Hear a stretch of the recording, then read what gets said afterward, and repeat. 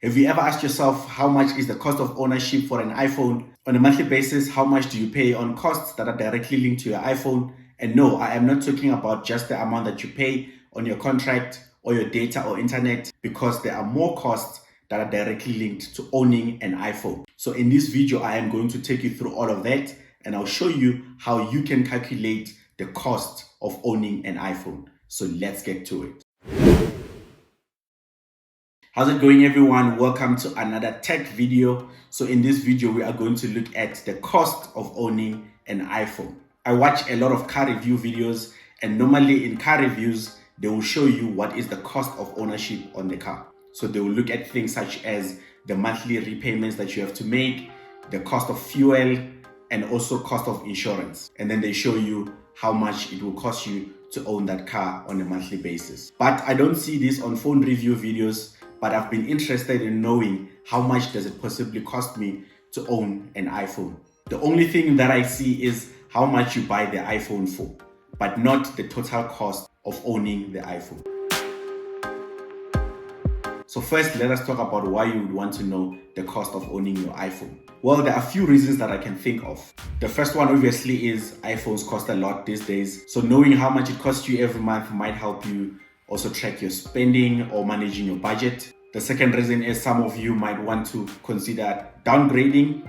The third reason is some of you might want to consider upgrading. And in addition, for some iPhones, you might be surprised to find out that the amount that you pay on a monthly basis is equal to an amount that you would pay for a car installment. So this might also be just an interesting exercise to go through, just to see how much are you paying every month towards an iPhone. And lastly, this is something that I've also mentioned in my other videos, that when you look at the smartphones market, it's now structured like the car market.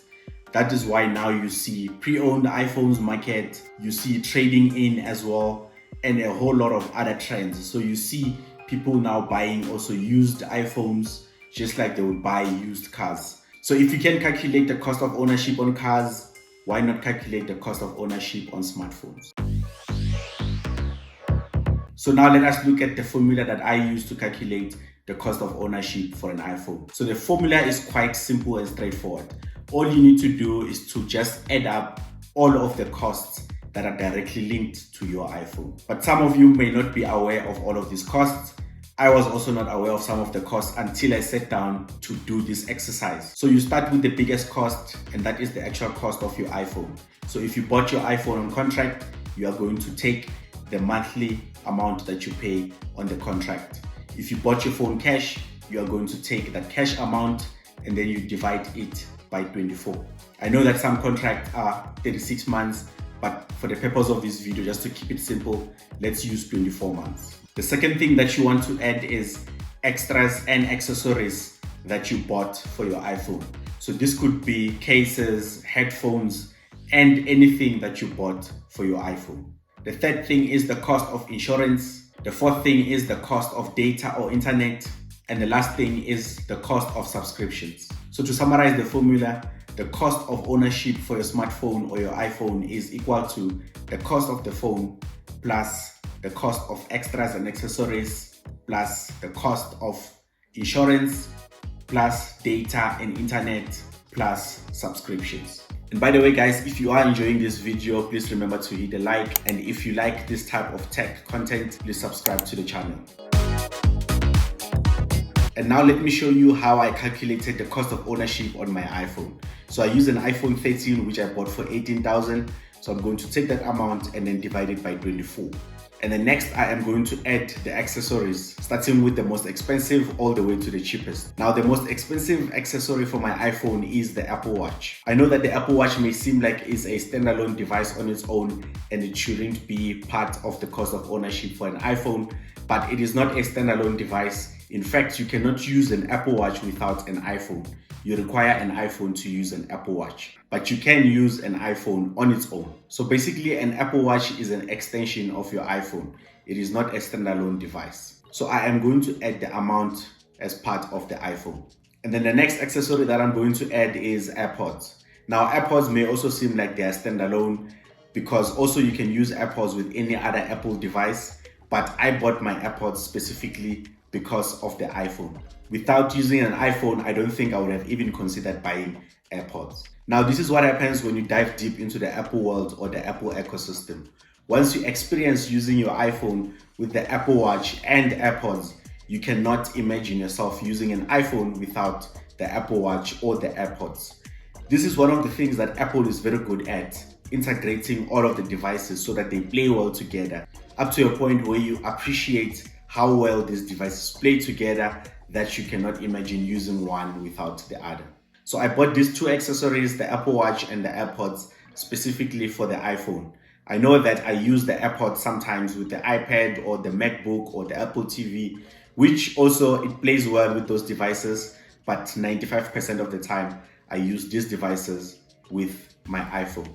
And then the cheapest accessories are the case and the screen guard. So I'm using an Apple silicone case which supports MagSafe charging, and that costs 1.2, and then the screen guard, I think it was $4.99.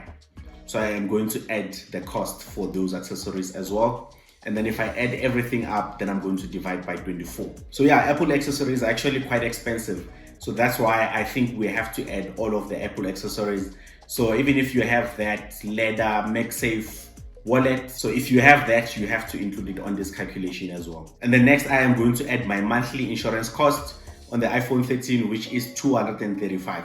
And the next amount that I'm going to add is the cost of data, internet, and voice bundles. So for data and internet, I have fiber, but fiber is not only meant for the iPhone. So all of my other devices, they share the same fiber. So I won't include the fiber cost on this calculation. But for the iPhone, I have a dedicated router which I use when I'm traveling or when I'm outside. So for that router, I'm paying $265 for a rain subscription. So I'm going to add that amount as well.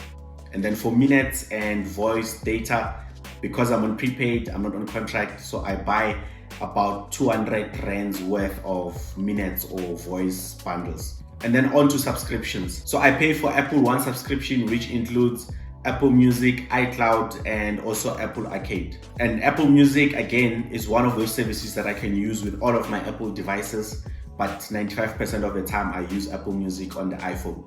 Then also the storage that I'm getting, the iCloud storage that I'm getting on the Apple One subscription, I use most of that to back up my phone and sync my photos and stuff like that. So it is mostly dedicated to the iPhone. For all of my other Apple devices, I'm paying a separate iCloud subscription, which is I think it's 2 terabyte, which I think is the max, but the one that comes with Apple One is dedicated to the iPhone. So that's why I'm going to include the full amount of Apple One subscription, which is $179. So to get the total cost of ownership, I have to add all of these amounts. And that is first $1,362, which is for the iPhone and the accessories. And then I will also add $235, which is for the insurance. And then I will add 200 and also 265, which is for data and internet. And then I will also add 179, which is for the Apple One subscription. So that means the total cost of ownership for the iPhone 13 is somewhere around 2,241. So this is my total cost of ownership. So you can also use the same formula to calculate your total cost of ownership. So yeah, 2,241, I think that's a lot, but how I make myself feel better is I always look at things such as the AirPods, and I'm like, well, the AirPods I can use with all of my other devices. The Apple Watch, I don't have to upgrade. I just choose if I want to upgrade or not. So you can only imagine how much is the total cost of ownership on top-end iPhones such as the iPhone 14 Pro Max. So that's why I mentioned at the start of the video that you may be surprised that some of you, the amount that you're paying is close to a car installment. But obviously it's not the same thing, so we cannot look at the cost of a car and an iPhone the same way. But I think it's interesting to know those figures there just to see what is happening, how much are you paying on your iPhone. So that is roughly the cost of an ownership on an iPhone. So let me know what you think of this formula, if it's something that you agree with, and if there are some other subscriptions that you pay for that are dedicated to your iPhone. And I would like to see also some of your cost of ownership on your iPhones, and let me know if you are happy with the cost of ownership on your iPhone. So thank you for watching. I hope you enjoyed this video. I'll catch you on the next video. Don't forget to like and to subscribe. Catch you on the next one.